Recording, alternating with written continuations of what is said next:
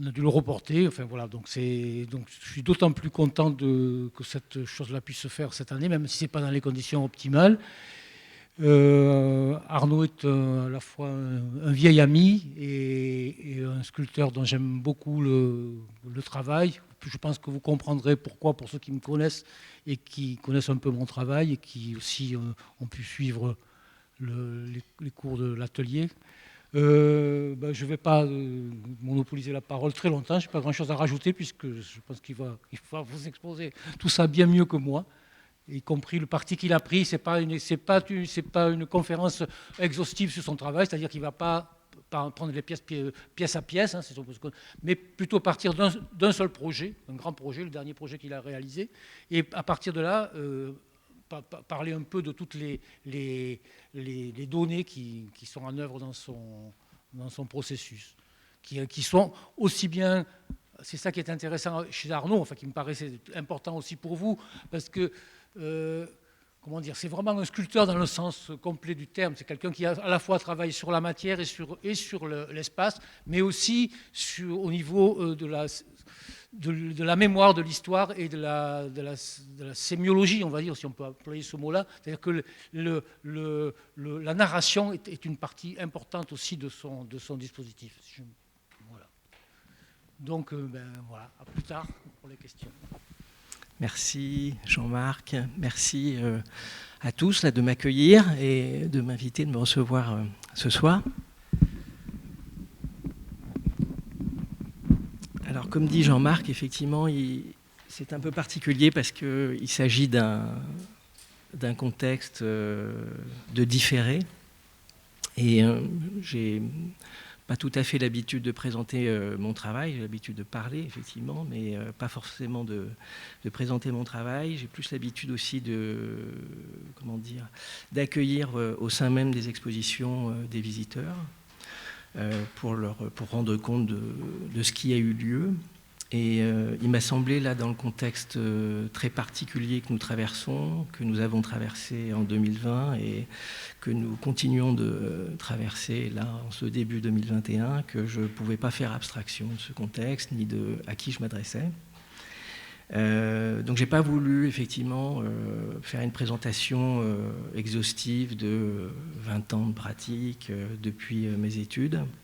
J'ai plutôt décidé de rendre justice, de réparer, peut-être, d'une certaine manière, à la fois le déroulement chaotique du montage et de l'ouverture de cette dernière exposition, qui est aujourd'hui terminée, démontée et détruite, et de prolonger, peut-être de manière artificielle, là, avec vous ce soir, avec ma parole, avec ces images,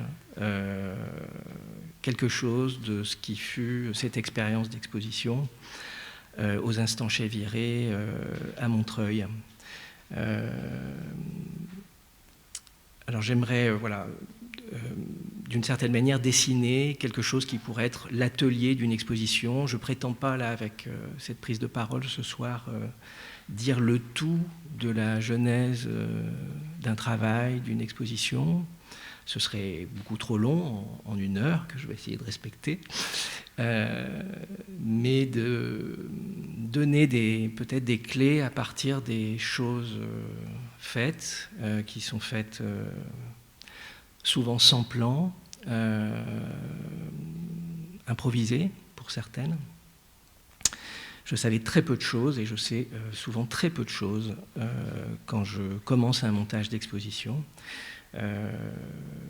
Donc je vous décris ce contexte. J'ai été invité par un autre artiste qui s'appelle Guillaume Constantin, qui est un sculpteur également et qui dirige, qui était à la direction des arts visuels d'un lieu plutôt destiné aux musiques expérimentales et bruitistes, qui s'appelle les Instants Chavirés. C'est un lieu qui a été monté en 91 et qui est réputé pour avoir accueilli un très très grand nombre de musiciens et de concerts. C'est un lieu, par exemple, qui a produit les premiers concerts de Seaforth, de Motz par exemple en France. Aujourd'hui, ils sont des stars, mais ils sont passés par là-bas, par des instants chavirés, également pour Thurston Moore, qui est venu en février 2020 donner un concert aux instants, donc le guitariste et fondateur de Sonic Youth.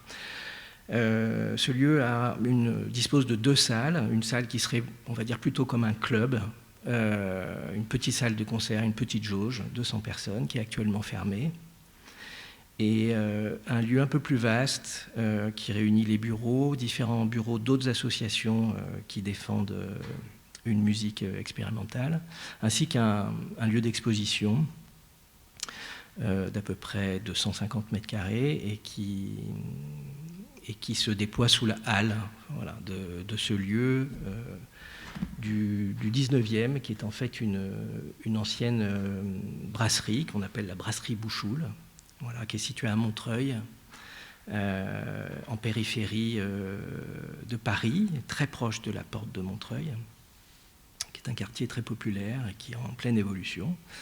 Je signale un peu là le contexte de ce lieu parce que Montreuil évolue beaucoup, à Paris on construit beaucoup, mais à Montreuil aussi, et ce lieu appartient à la municipalité et il est évidemment très convoité pour des projets urbains, sans doute plus rémunérateurs que le fait de soutenir une association qui défend la musique expérimentale ou alternative. Donc c'est aussi un lieu menacé et ça fait écho, je vais dire aussi, à ce qu'on vit plus globalement, nous, les plasticiens, les artistes.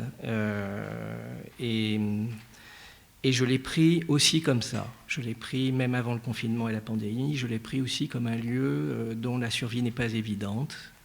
Il se débrouille avec très peu de moyens et c'est une équipe très réduite. Et ça tient beaucoup à leur énergie, à leur volonté. Ils ne comptent évidemment pas les heures. Et donc Guillaume Constantin dirige la programmation d'art visuel de ce lieu depuis une quinzaine d'années maintenant. Il a plutôt proposé des expositions monographiques du fait du caractère du lieu, de cette ancienne halle, tout en briques. C'est un bâtiment qui n'est pas très bien entretenu, qui prend l'eau, qui n'est pas du tout chauffable. Donc il y a très peu d'expositions, il n'y en a que 3 par an. Et elles sont plutôt destinées à des œuvres qui résistent à ces conditions-là. Voilà. Donc très souvent, on va dire, plutôt des sculpteurs ou des sculptrices. Et sont davantage des cartes blanches. Donc c'est ce qui m'a été proposé, c'est d'investir ce lieu comme je le souhaitais, comme je le voulais, sans commande.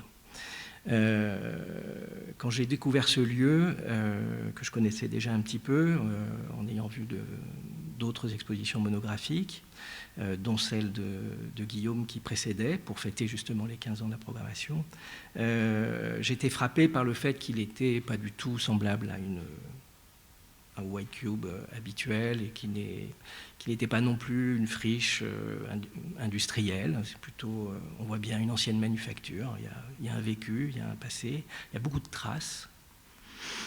Et en même temps, il y a quelques aménagements sur les surfaces qui essaient de le tirer du côté on va dire, d'un lieu pour l'art ou les arts plastiques. Mais moi, j'y voyais quand même un lieu plutôt destiné à la scène, aux arts vivants.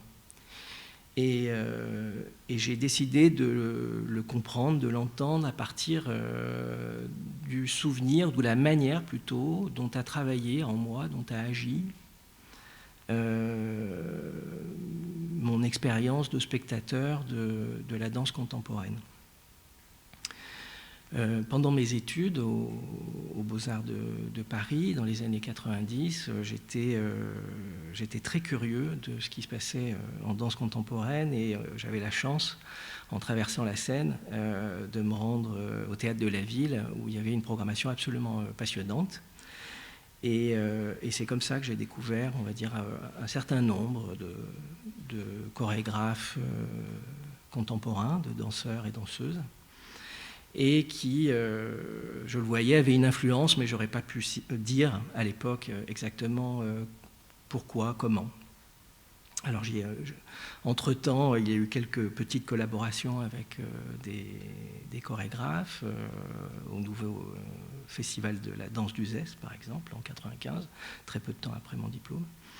Mais aussi en 2003, aux côtés de Boris Charmatz, pour un cycle d'exposition qui s'appelait Entraînement. Et c'est donc le souvenir de, on va dire, 3 chorégraphies marquantes qui m'ont, comme on dit, touché, que j'ai essayé de traduire et non pas représenter dans des gestes de sculpteur. Alors, peut-être je donne cet avertissement tout de suite, c'est-à-dire que je pense qu'on peut très bien aborder cette exposition sans connaître, on va dire, ses références ou ses liens avec la danse. Ils peuvent très bien ne pas apparaître immédiatement, et ça ne me gêne pas, et ça n'a pas gêné non plus les visiteurs qui n'avaient jamais vu ni un spectacle de Boris Charmatz ou qui ne connaissaient pas Pina Bausch ou Odile Duboc, par exemple. Donc c'est pour ça que je parle plus de la manière dont ça agit dans le temps. Il me semblait important, là, au moment où j'en suis de mon travail, de donner une place au corps un peu différente, ou en tout cas d'envisager l'espace de la sculpture et de l'exposition, plutôt à partir de ce que la danse a fait en moi, d'une certaine manière, et je précise, je ne suis pas danseur. Donc voilà, ça n'a pas été très compliqué tout de suite, trois pièces très importantes, 3 moments importants pour moi en danse contemporaine.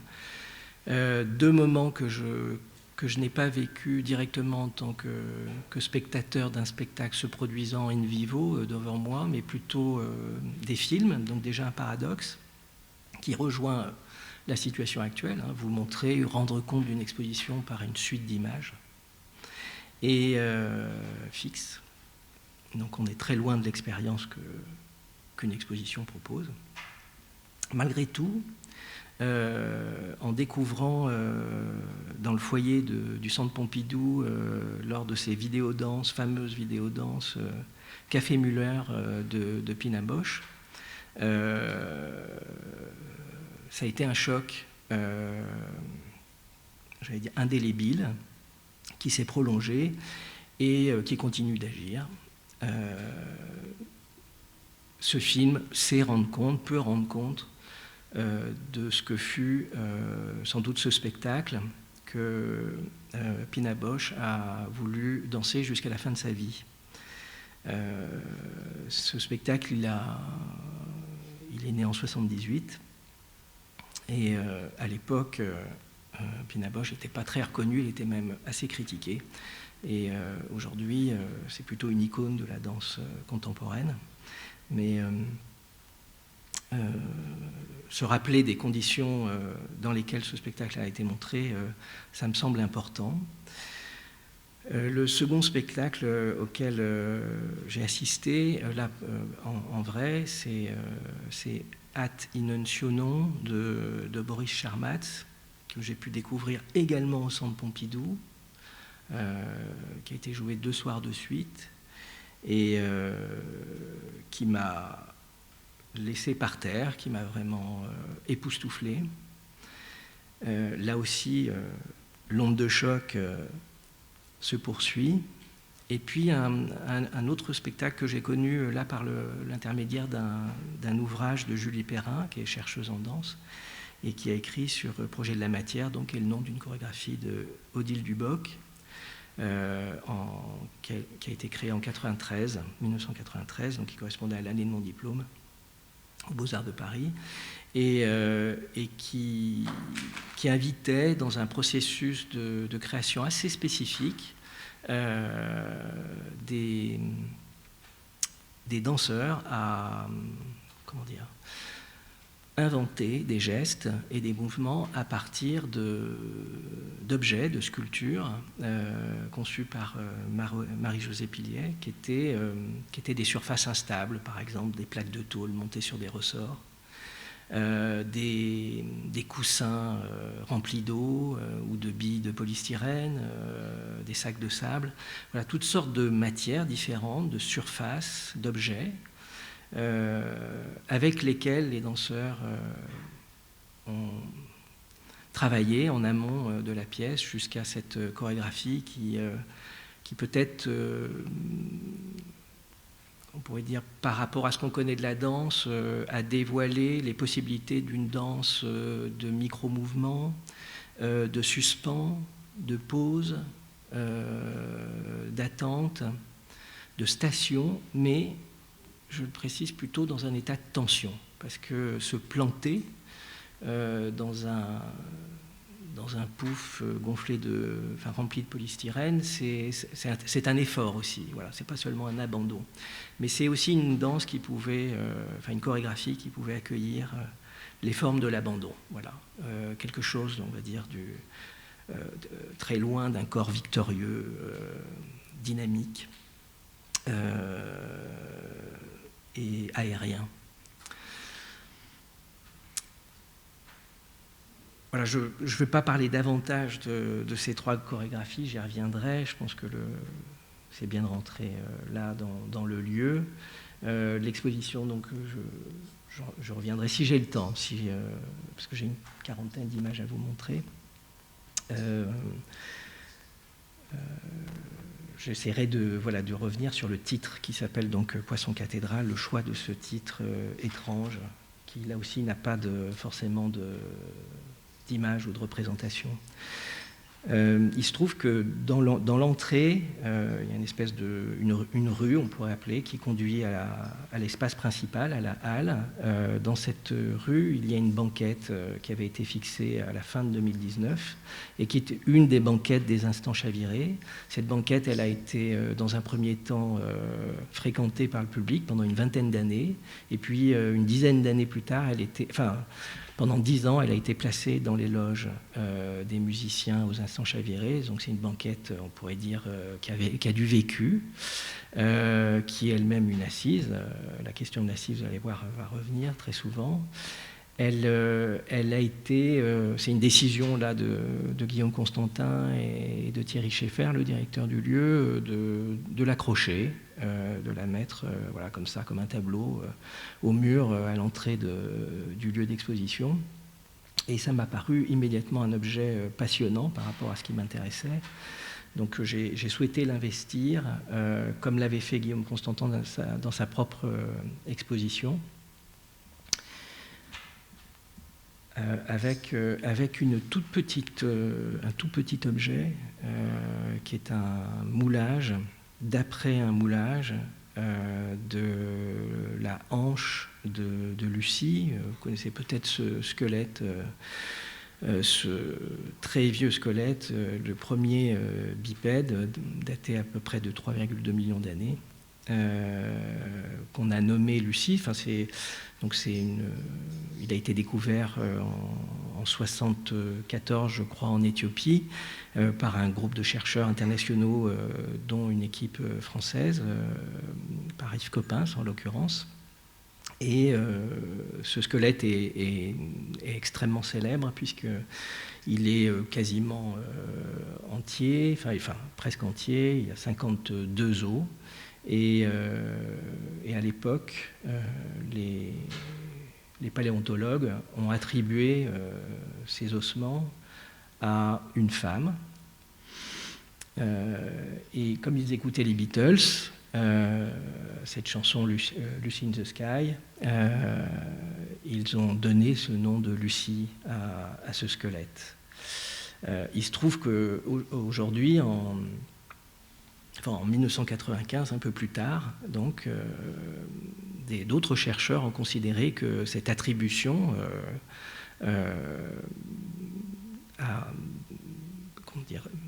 cette attribution genrée, de dire que c'est une femme, qu'il s'agissait d'un squelette de femme, elle est elle est scientifiquement pas prouvée, elle est abusive. Ce squelette donc ne contient qu'une seule hanche. C'est à partir de la hanche et du bassin qu'on peut déterminer le genre. Ils trouvaient les hanches évasées. Ils en ont déduit que c'était une femme, mais c'est pas sûr.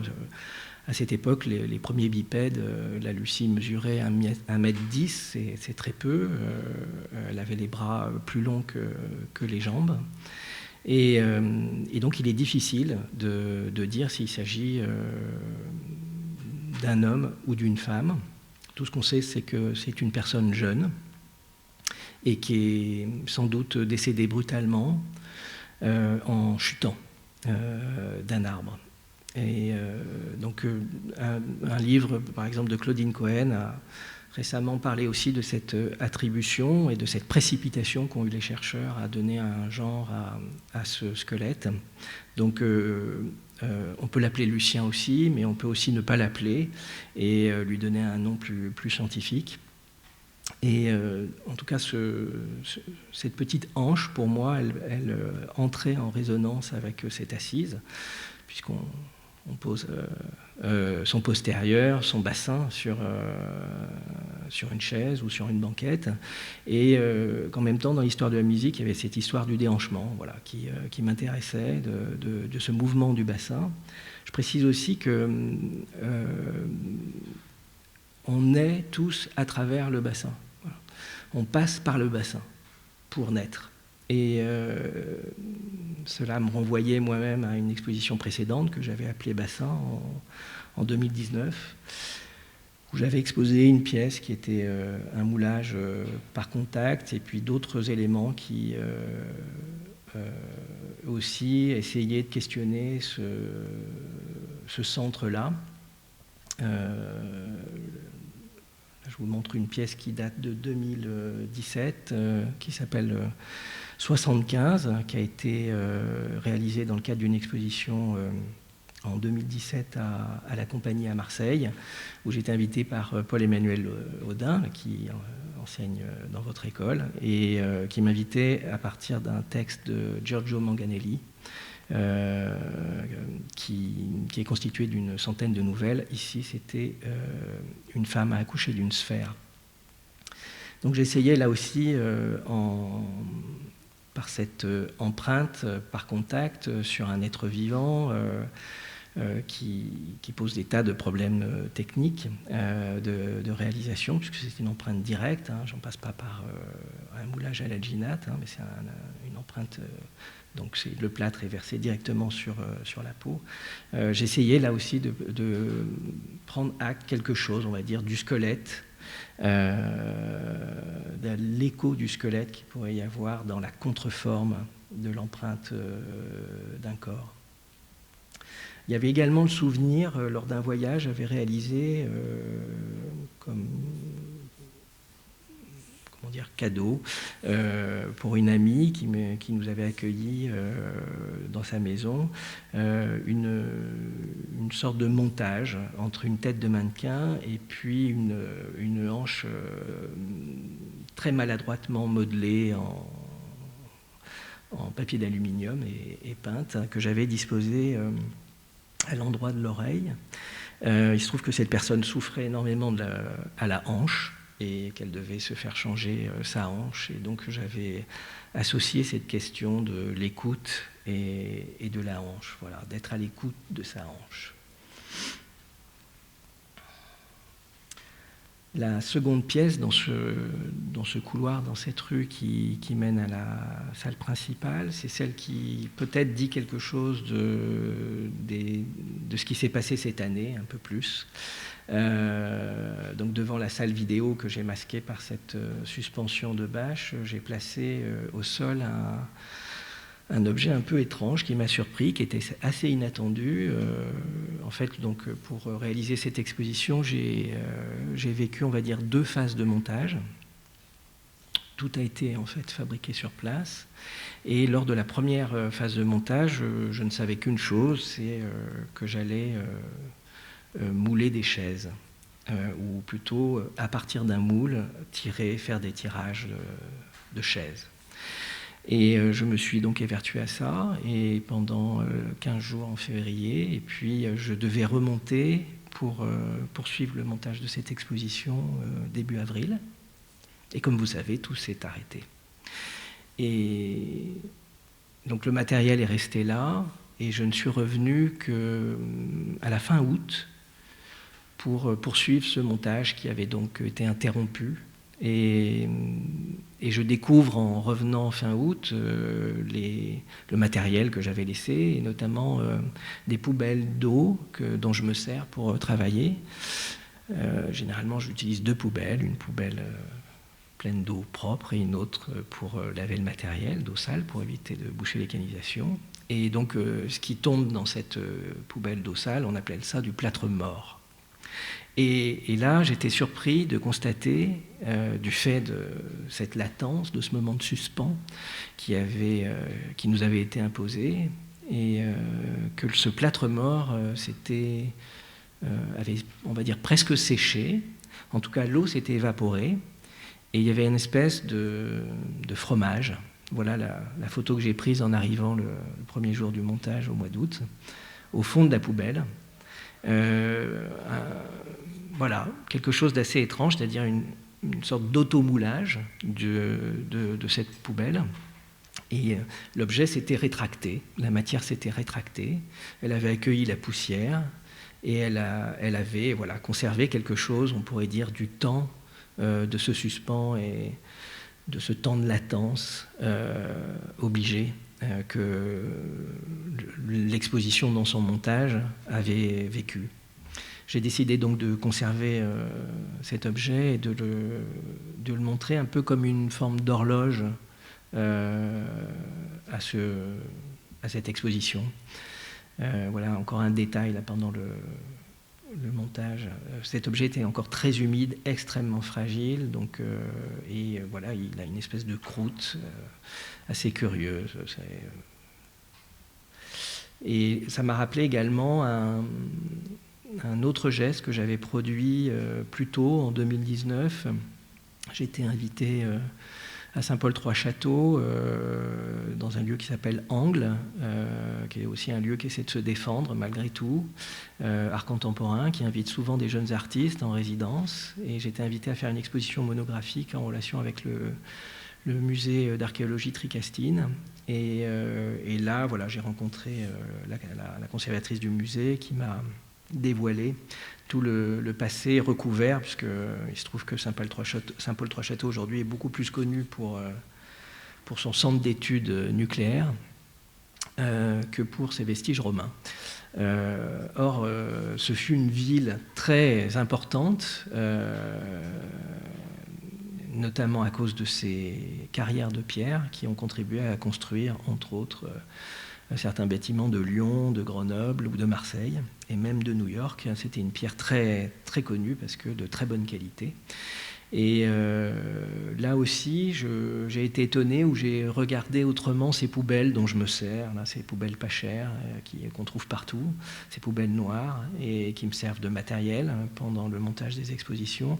Et j'ai décidé de les mouler. Alors je me suis étonné aussi de cette survivance de colonnes, de motifs de colonnes ioniques dans une poubelle, mais je ne pourrais pas vous expliquer pourquoi ce motif est conservé. Toutes les poubelles noires en plastique ou en caoutchouc n'ont pas ce motif, mais là j'étais vraiment très étonné. Donc voilà, c'est pour ça que j'ai appelé cette pièce-là tambour, tambour étant le nom qu'on donne à un fragment de colonne ionique, précisément. Je vous montre à nouveau cette pièce qui est en plâtre bichrome, c'est-à-dire blanc d'un côté et noir de l'autre, plâtre teinté et noir de l'autre. Voilà, on arrive enfin dans la halle, et donc c'est ce qu'on pouvait voir en arrivant directement. Et peut-être préciser que j'ai passé beaucoup de temps pendant cette seconde phase de montage à, on va dire, forcer le contraste. de ce lieu, comme on pourrait le faire avec Photoshop, par exemple. C'est-à-dire, comme vous le voyez, les murs sont blancs et la charpente est noire, et la toiture même est noire, le dessous de toiture est noir.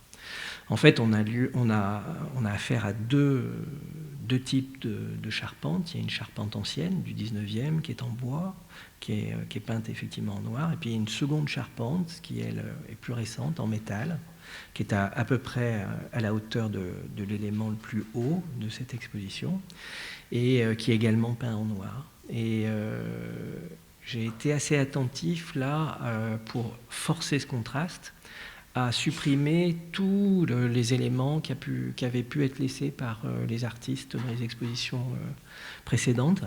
Les éléments de suspension, les crochets, les vis, les fils, les câbles, les chaînes. Et j'ai également soigné, on va dire, l'accroche de cette charpente dans les murs en briques.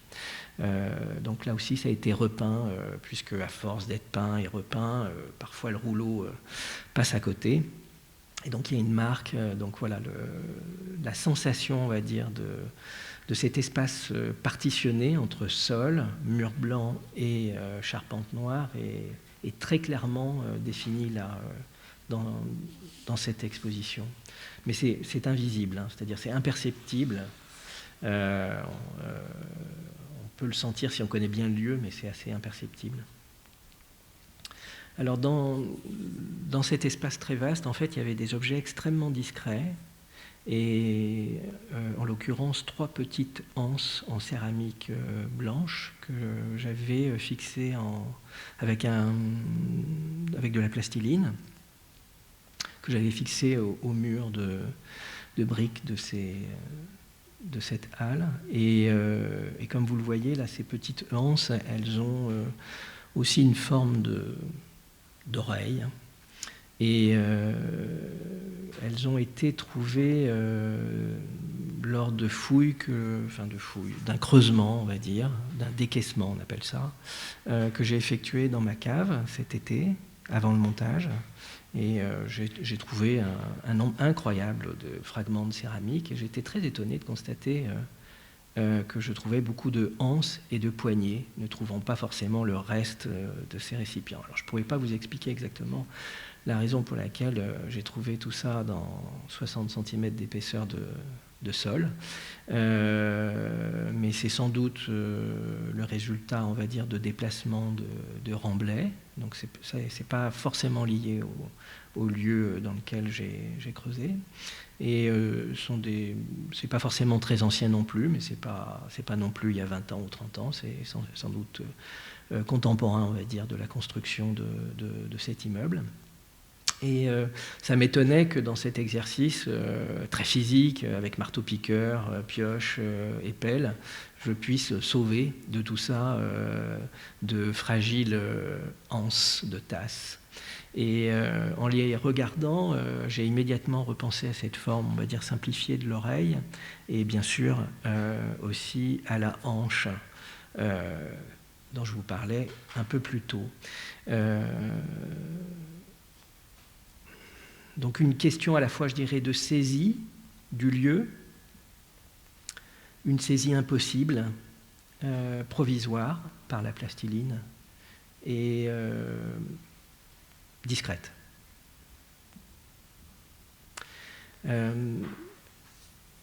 Voilà, donc on va dire que le motif principal de cette exposition, la seule chose que je savais quand j'ai imaginé ce projet,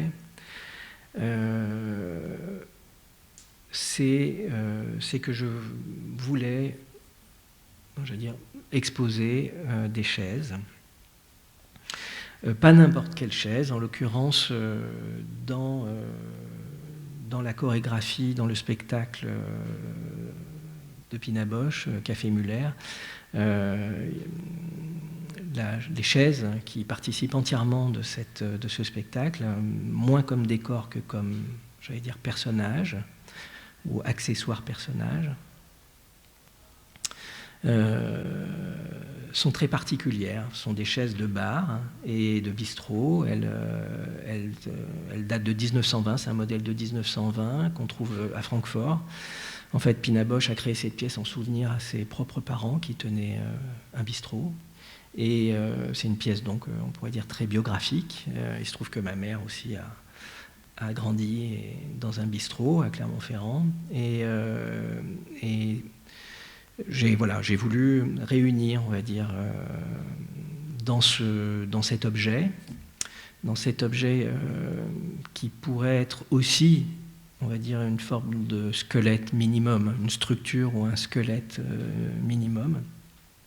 En tout cas, ce modèle-là particulièrement est minimum. Comme vous le voyez, il y a une assise, 4 pieds, il n'y a absolument pas de barreaux, pas de renfort, pas de structure, autre que ces 4 pieds qui sont connectés à l'assise. Et puis de l'assise naît 2 montants qui viennent accueillir un fragment de dossier. Donc c'est une chaise, on pourrait dire, simple, extrêmement robuste, paradoxalement. C'est-à-dire que quand vous verrez...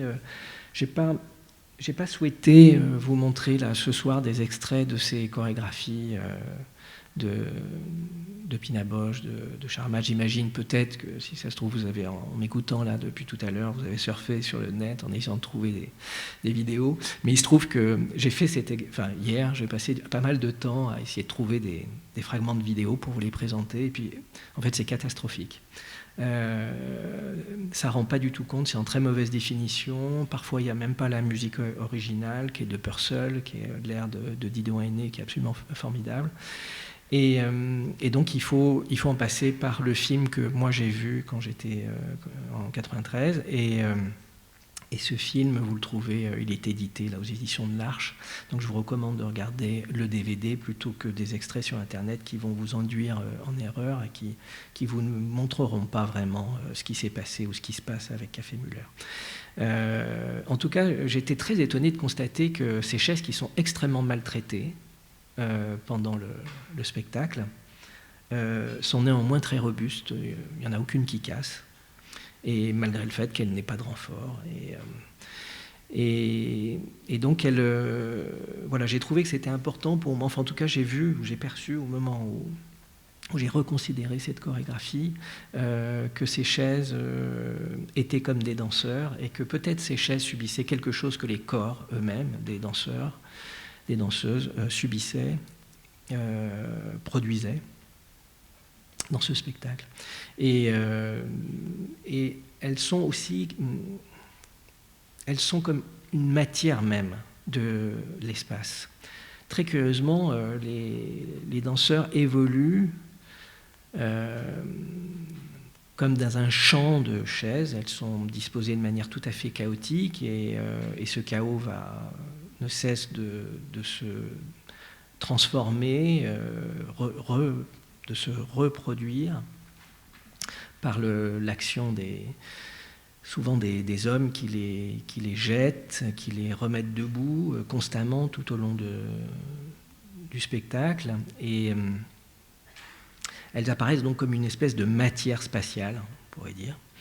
Et elles produisent quelque chose en écho, on va dire, à la spatialité des gestes même du danseur et notamment de Pina Bausch qui avance, elle. C'est devenu une image très... Voici le moule de la chaise, en l'occurrence. Voilà, c'est cette image-là qui est devenue très célèbre, de Pina qui avance, les yeux fermés, les mains tendues en avant, comme pour se prémunir d'un obstacle, et qui semble ne pas voir donc, les chaises qui l'entourent. Je ne vais pas vous parler davantage, je veux dire, de ce qui compose ce spectacle. C'est pas forcément le but, mais j'essaye de vous dire juste peut-être la raison ou les mobiles, le mobile qui m'a poussé à choisir cette chaise comme motif, pour motif principal de cette exposition. Voilà une autre vue. Une photo remarquable de ce qui peut se produire là et qui est tout le contraire d'un décor, à mon avis, avec ces chaises et ces corps. Donc ces chaises ont été moulées à partir d'un moule, et elles ont été tirées, comme vous avez pu le voir peut-être tout à l'heure, je vous remonte le moule, pardon. Mais en fait, l'exercice est un peu périlleux pour ça. Elles ne sont pas armées. C'est-à-dire que l'enjeu consistait à sortir de ce moule une chaise non armée, encore fraîche, très lourde, enfin presque 30 kg de plâtre humide. Et ça a été tout un apprentissage. C'est-à-dire que j'ai travaillé avec une jeune artiste étudiante aux Beaux-Arts de Paris et avec qui on a appris à se servir de ce moule pour en obtenir des tirages entiers.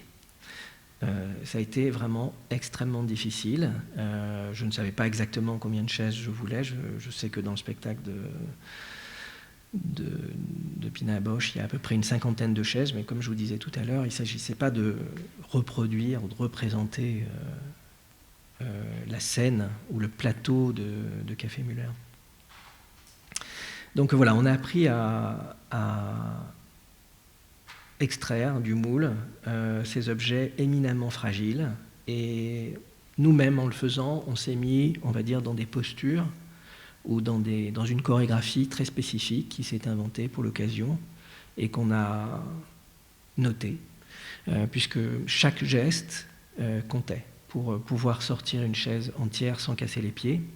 Et le dossier, il fallait être attentif au-delà de tout de toute l'attention qu'on peut produire habituellement, c'est-à-dire être extrêmement concentré dans le moindre de ces gestes, parce qu'un simple mouvement du moule ou une légère torsion du moule de 2 mm ou 3 mm, ça peut engendrer une cassure, une faiblesse et ensuite une cassure. Donc voilà, on peut dire que d'une certaine manière, ces chaises, elles sont aussi le fruit d'un apprentissage plutôt que d'une maîtrise ou d'un savoir-faire. Et là, donc ces chaises, elles étaient installées ou réparties pas tout à fait de manière aléatoire, mais en tout cas pas selon un plan déterminé ou prédéterminé. Ça s'est fait sur place, un peu au dernier moment, voilà, comme souvent. Et j'allais dire, j'y suis revenu à peu près 2 ou 3 fois pour les placer ou les disposer, les agencer, les mettre, j'allais dire, à la fois ensemble et séparés. Ensemble et séparés, c'est peut-être l'enjeu même d'ailleurs de ces chorégraphies, de ces différentes chorégraphies, que ce soit celle de Pina Bausch, de Boris Charmatz ou d'Odile Duboc. Après la première que vous avez vue, celle qui était donc dont le dossier était replié, une seule portait un objet plus étonnant, qui est un moulage de dos, qui lui aussi ressemble de loin, on va dire, à un os, et qui montre, si on est attentif là aussi, les détails de la contreforme d'une colonne vertébrale, voilà, d'un axe du corps, quoi. On voit aussi, ce qu'on ne peut pas voir sur cette image, très très bien la pigmentation de la peau, la surface de la peau, et les petits poils, les moindres détails du corps. Alors comme vous voyez, elles n'étaient pas forcément tournées vers le centre de l'espace, elles pouvaient regarder les murs, elles pouvaient se regarder, elles pouvaient s'ignorer. Elles pouvaient être composées d'autres éléments ajoutés, récupérer des chaises cassées, amorcer une sorte de mouvement avec ce double dossier, tenir dans un équilibre extrêmement précaire avec ce pied cassé qui est déporté sur la partie où il y a les pieds, de manière à éviter qu'elle chute. En tension, même renversée, c'est-à-dire là aussi, compte tenu du poids de ces chaises en plâtre, elles pèsent dans leur appui, contact avec le sol. Il s'agit de quelques points de contact avec le sol. Là aussi, on peut penser à l'art chorégraphique, en tout cas au fait de danser, d'être conscient de ces points de contact, de ces appuis. Et donc la masse de l'assise est un peu en suspension, donc ce qui rend forcément cet appui qui peut paraître comme ça inerte, en fait tendu. Alors je précise ici peut-être que, parce qu'on ne pouvait pas forcément s'en apercevoir, mais quand on découvrait l'exposition, on ne pouvait pas a priori savoir que les chaises étaient en plâtre. Donc il y a quelques indices qui pouvaient... Enfin, je ne suppose pas qu'on prenne le plan de salle et qu'on lise les légendes, même si on fait tout ça très bien. Hein. Mais je peux comprendre qu'on s'en passe et qu'on préfère ne rien lire et faire sa propre visite comme ça et donc découvrir les choses. Et en l'occurrence là, beaucoup de visiteurs pouvaient penser qu'il s'agissait de chaises en bois qui étaient peintes en blanc simplement. Quoi. Voilà. Mais il y avait quand même quelques indices qui pouvaient nous permettre de comprendre que c'était pas forcément du bois. Il y avait des déformations curieuses, il y avait des coutures. Les coutures, c'est ce qu'on laisse parfois sur les moules et qui rendent compte, on va dire, des différentes parties du moule. Donc du processus de fabrication. Et là, donc, certains éléments de ces démoulages, notamment les coutures, étaient laissés apparents. Il y avait le moule a joué sous la pression très forte du plâtre pendant la coulée. Là, j'ai associé une chaise dont le pied manquait à une espèce de boule de béton qui a été fabriquée dans un filet d'échafaudage. C'est un geste qui a été improvisé à l'issue de la fabrication de l'élément le plus important de cette exposition, la tour, et qui a été fait en béton. Et donc voilà, le résidu a servi à un moment donné à improviser ce geste où la matière est recueillie, ou semble être recueillie comme ça, dans quelque chose qui apparaît comme un tissu, mais et qui a à peu près le format d'une tête. Voilà. Je l'ai appelé mémoire muscle.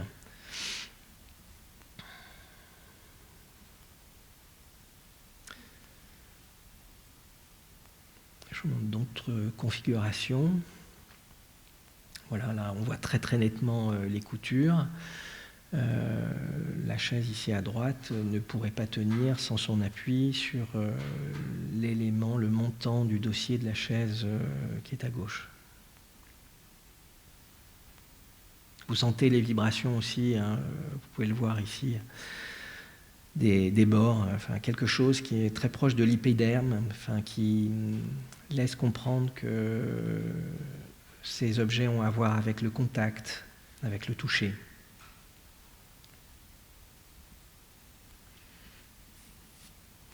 Ici, j'ai volontairement laissé dans cet agencement tête-bêche ce qu'on appelle les nourrices. Vous pouvez voir que pour remplir le moule, d'une certaine manière, on l'utilise comme des entonnoirs. Et les chaises ont été remplies par les pieds. Et curieusement, ces entonnoirs, au moment où on a fabriqué le moule, sans y réfléchir, on l'a fait à partir de gobelets de café. Donc c'est pour ça que j'ai laissé cet écho, chaise de bistrot, café, les nourrices visibles. La chaise qui est ici contre le mur, c'est la seule qui n'a pas été dérangée depuis le montage en février. Et ce lieu qui est traversé, qui est assez poreux, qui est traversé par l'air, les bruits, la pluie, est également habité par nombreuses araignées. Et j'avais disposé l'ensemble des chaises qui avaient été réalisées en février le long de ce mur, qui est le mur du fond. Et du coup, j'ai nombreuses toiles avaient été fabriquées par ces insectes. Et puis, j'en ai laissé une avec la toile. Bon, on ne voit pas le détail, mais c'était très difficile à photographier, hein, mais ça se voyait. Mais... Donc voilà, il y a cette chaise qui est restée dans sa position de février, là aussi, pour prendre acte, on va dire, de ce temps particulier, de ces dates qui sont comprises dans l'exposition. L'autre geste là, que vous pouvez voir, qui est un geste qui a été improvisé durant le montage, c'est un outil en fait que m'a prêté le régisseur du lieu, qui est lors de la fabrication de la tour, on a dû déformer des tiges du fer à béton, et pour ça il a utilisé un objet qu'il utilise couramment, qui est en fait un tube rectangulaire de métal, et qui, à force de servir à cintrer le métal, est déformé. Et ça m'a intéressé tout de suite quand j'ai vu qu'il utilisait cet objet, et je lui ai demandé, très peu de temps avant le moment d'inauguration de l'exposition, s'il acceptait que je le présente dans l'exposition. Et donc on l'a juste un peu nettoyé, il est fiché dans le mur. Donc c'est pas peint en noir, hein, c'est-à-dire c'est ce qu'on voit là de cette ouverture, c'est l'obscurité de ce tube qui est en fait pris dans la double cloison, et qui présente on va dire une forme, malgré sa dureté, un peu organique, comme une bouche. Et je l'ai situé d'ailleurs précisément à la hauteur de ma bouche, je vais dire. Et il est aussi situé dans l'axe principal central de l'exposition, qui correspond à l'éclairage, qui est une rampe, on va dire, de néon, qui forme une ligne continue. Et il est comme un point qui pourrait être un point final, ou un point de... Comment on pourrait appeler ça ? J'appelle lacune. C'est un vide. Et c'est un objet qui présente donc un creux d'une certaine manière, et qui pourrait, en tout cas moi j'en vois l'écho avec des pièces précédentes que j'ai réalisées lorsque j'étais étudiant aux Beaux-Arts aussi. Alors, ce sont des images que je ne montre jamais, que vous trouverez nulle part, que j'ai préparé là aussi pour vous. Je suis allé chercher ça, et voilà, dans mes premiers gestes de sculpteur, je me souvenais de ma pratique du tir à l'arc, et je disposais des éléments plantés, on va dire, à la hauteur de la bouche ou des yeux. C'est un vocabulaire un peu issu, on va dire, des cibles et de ce que l'arc, en tout cas dans sa tension et dans le geste de la décoche, pouvait provoquer en moi de sensations. Donc on pourrait dire une traduction d'une expérience passée, puisque je ne pratiquais plus le tir à l'arc à cette époque-là, mais je l'avais pratiqué 10 ans de suite. Et ça m'intéressait de partir de là, de partir de cet état-là, de concentration, de conscience de son aplomb, de conscience de ses gestes, pour atteindre une forme de précision, dans un geste de sculpture. Voilà. Donc là aussi, les appuis comptaient énormément. Vous voyez, hein, il y a très peu d'appui, très peu de contact avec le sol. Tout est, j'allais dire, tenu au minimum. Il n'y a pas de vis, il n'y a pas de colle, il n'y a pas de clou. Ça se tient de lui-même, par lui-même, par encastrement. Et le noir de ces tubes m'intéressait parce que c'était un noir d'obscurité, pas un noir peint. ou représenter. Donc c'était quelque chose qui faisait écho pour moi aussi à nos creux, à nos propres creux, et je pense notamment à la bouche, enfin, sur le visage, la bouche, le creux de la bouche, et puis celui de la pupille des yeux, l'obscurité mystérieuse de notre pupille. Et c'était une manière pour moi d'interroger à la fois le visible, mais aussi d'interroger la parole, c'est-à-dire de s'interroger sur son propre langage, ou comment ses propres mots, c'est quoi son propre langage, c'est comment on est son lexique, ses mots. Évidemment, dans les écoles, on parle beaucoup, on parle aussi beaucoup de discours, et j'avais beaucoup de mal avec ça, même si j'étais absolument passionné par ce que j'entendais,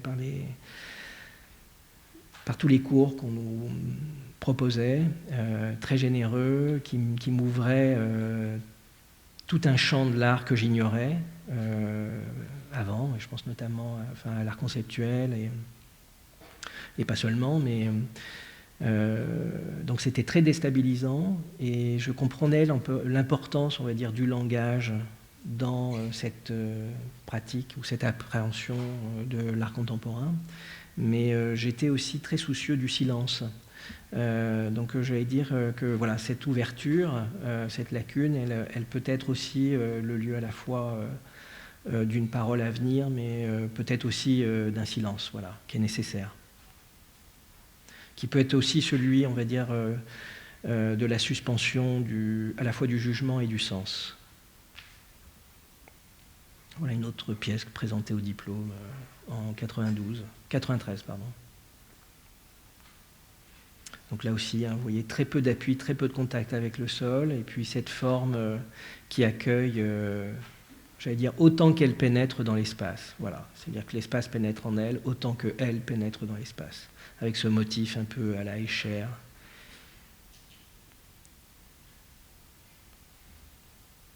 On revient à l'exposition avec un autre objet qui était disposé là au sol, qui a été improvisé la veille de l'exposition. Quand je dis la veille, le jour même, pardon. Je fabriquais là, ces baguettes d'une 40aine de centimètres. En fait, donc, comme je vous le disais, pendant cette exposition, j'ai été assisté par une jeune artiste japonaise, et qui m'a parlé d'une tradition funéraire, d'un rituel funéraire bouddhiste, qui consiste, après une crémation, à saisir les os du défunt pour les disposer dans l'urne. Et cela se fait avec des baguettes.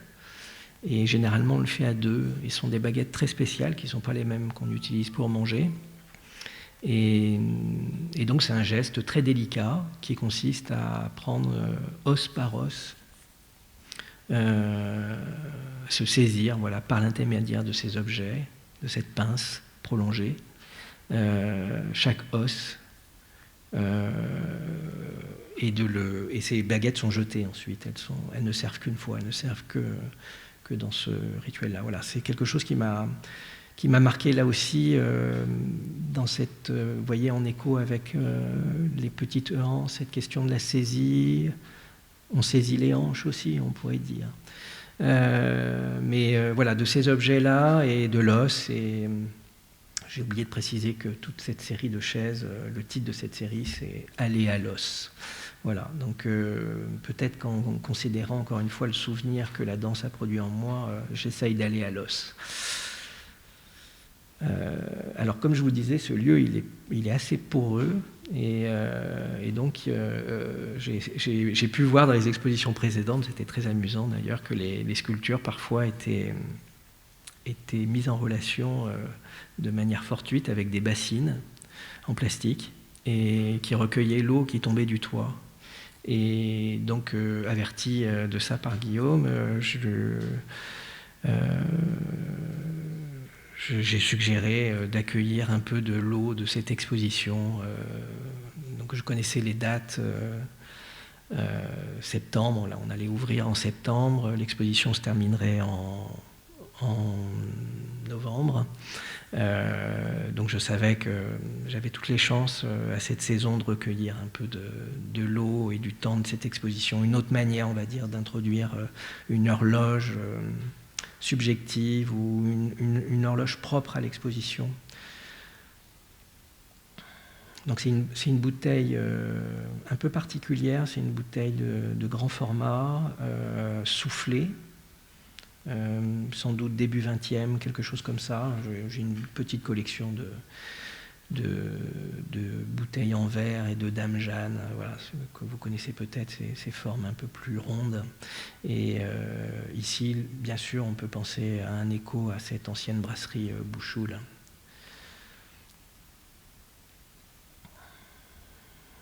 Voilà donc maintenant cette fameuse tour. Donc on voyait dès le début, qui était, on pourrait dire, l'élément un peu spectaculaire de cette exposition. Elle fait 4 mètres par 2 mètres par 2 mètres. C'est un volume simple, comme vous voyez, un peu réversible. C'est 2 cubes superposés. Cette structure, elle est là, très simplement, sans renfort, constituée donc de profilés métalliques et ensuite de béton armé. Donc il y a 3 niveaux et sur les 2 niveaux supérieurs, vous pouvez voir une sorte de déformation. En fait, je voulais que les plateaux de cette structure soient comme ramollis ou qu'ils en passent par une autre matérialité que la rigidité de leur référent, qui est la tour, je vous montrerai tout à l'heure, conçue par Gilles Touillard pour Boris Charmatz. Et je souhaitais donc qu'elles se ramollissent comme si elles avaient pu, elles aussi, recueillir quelque chose de ce lieu, de l'eau du ciel. Vous voyez les parties du toit non jointives qui laissent passer l'eau à cet endroit. Et donc elles ont été réalisées à partir d'une bâche, d'une simple bâche qui était préalablement tendue et ensuite remplie d'une masse de béton, alors qui n'est pas celle que peut-être suggère cette image, mais c'est pas plein d'une certaine manière. C'est une couche, on va dire superficielle, mais ça fait quand même 200 kilos. Et ça suffit donc à opérer un certain nombre de déformations très importantes sur la bâche qui était à la limite de la rupture. Évidemment, pour faire ça, il y a eu, on va dire, des essais et ça a cassé et donc on a recommencé et voilà, jusqu'à ce que... en comprenant laquelle épaisseur de bâche il fallait exactement pour que ça résiste. Alors du coup, la bâche, elle est moulée, c'est-à-dire comme sa matérialité est plutôt brillante. Le béton lui-même, comme vous le voyez là en haut avec ce reflet, est lui-même très brillant. Des fissures sont apparentes. Je ne sais pas si on ne peut pas voir les détails, mais il y a des fissures qui sont apparentes. On voit que c'est fragile. Ça ne tient que sur le rebord des cornières de la structure, donc c'est pas dangereux, on peut passer dessous, mais on n'en a pas envie, très curieusement, quand on est autour, c'est pas vraiment ce qu'on souhaite faire. Voilà. Et on n'est pas certain, quoi. Il y a quelque chose qui est de l'ordre de peut-être que ça peut tomber, mais c'est pas là. Mais c'est pas le danger vraiment qui m'intéressait avec cette pièce-là, c'était plutôt ça. Sa pesanteur, cette gravité, cette importance très physique, palpable, qu'on pouvait ressentir du poids de cette charge de béton. Et au sol, comme il n'était pas possible de réaliser une forme identique, je m'intéressais plutôt à un retournement, comme si cette masse de béton qui était contenue là devait s'échapper. Et il se trouve que dans la pièce créée par Boris Charmatz, au départ, assez fier de son dispositif, il pensait danser sur le dernier plateau, celui du haut. Et fait, il a le vertige et il s'est aperçu que c'était impossible pour lui de faire quoi que ce soit en étant au sommet. Donc il s'est mis en bas et il se trouve que Charmat, c'est aussi quelqu'un qui, on va dire, danse de manière privilégiée le sol. Et donc c'est ce rapport au sol que j'ai voulu aussi traduire là, en écho à Projet de la matière, avec cette masse qui est retournée. C'est une masse de 400 kg, un peu plus importante, qui a été retournée avec beaucoup de difficultés. Et là aussi, jusqu'à ce que la bâche qui la contenait cède.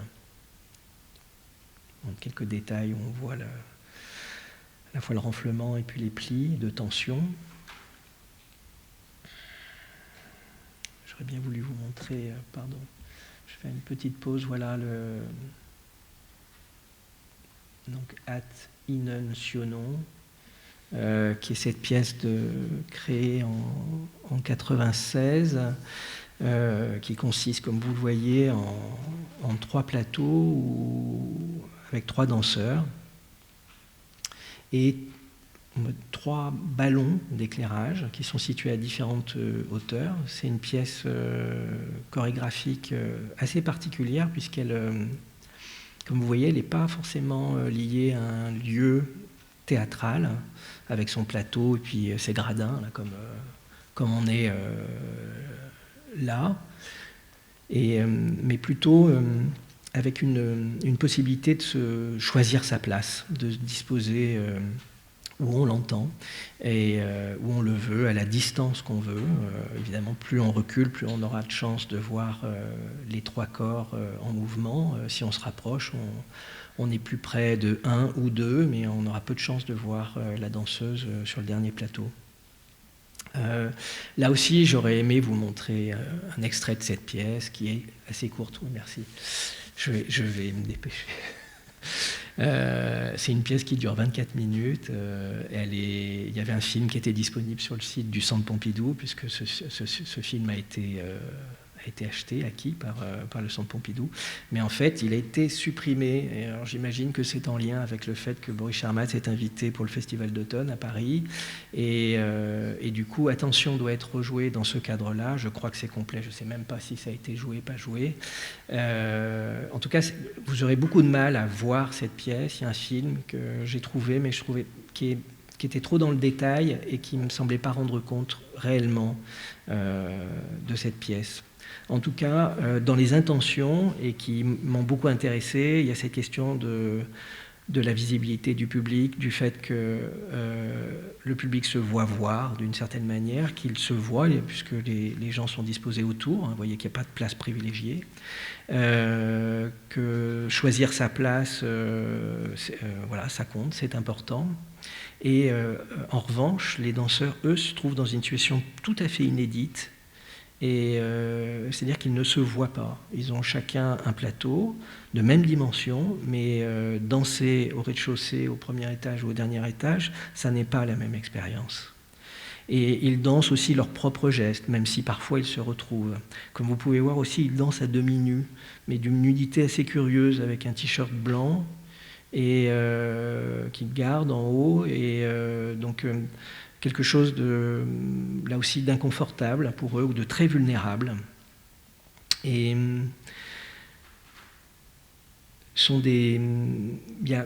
ils dansent dans le silence, et parfois, quand ils s'arrêtent, il y a des extraits, il y a un extrait de PJ Harvey, d'un morceau de PJ Harvey. Voilà. Je peux que vous recommander de voir tout ça.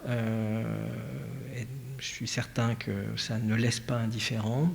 Là encore une fois, je n'ai pas voulu représenter la pièce At Innuncionum avec cette tour que j'ai appelée Attention, mais Boris parle assez peu de la justification du titre. On pourrait se dire que ce titre, Attention, il a à voir avec le vertige ou avec le danger de la chute, mais ce n'était pas l'objet tellement de l'invention de ce dispositif ou du souhait de ce dispositif de scène. C'était plutôt le fait d'en passer par, encore une fois, cette question de être ensemble et être séparés, de ne pas être dans dans une vision de la scène habituelle avec son regard porté au loin, mais au contraire d'être très présent à l'espace, à cet espace, très, très inquiet de cette spatialité-là, et peut-être aussi dans une forme de vigilance. Alors je ne sais pas, voilà. Mais c'est une question que je me pose encore, hein, de savoir pourquoi j'ai fait ce choix-là. Mais en tout cas, moi, dans l'expérience que j'ai vécue en fabriquant cette tour, je me suis mis moi-même dans une situation, on va dire, de danger, parce que c'était pas évident de couler du béton à 5 mètres de hauteur. Et j'ai pu aussi éprouver quelque chose de cette attention au moindre geste. Voilà, je me dépêche. Le dernier élément de cette exposition, c'est un élément mobile. C'est une simple bâche, la plus fine qu'on puisse trouver, 6 ou 7 microns, qui était posée sur une seule corde qui faisait 2 allers-retours, tendue par des bassines pleines de plâtre qui avaient prises pendant la fabrication des chaises, donc qui servait de contrepoids pour tendre ce fil et qui permettait de créer un autre espace, là aussi une forme de couloir qui se meuvait de manière très lente et qui prenait acte, on va dire, des flux d'air qui traversaient l'espace, puisque les vitres de cette halle en fait sont toutes criblées de balles, hein. Enfin, elles ont été percées, voilà, par des coups de pistolet. Donc voilà, il y avait quelque chose comme ça qui m'avait intéressé aussi, de cette manière qu'a le lieu d'être traversé par des situations, par l'histoire, par son environnement. Voilà, je m'arrête peut-être là parce que je crois qu'il est... Je ne veux pas vous retarder pour votre départ. Voilà, je vous remercie de votre attention.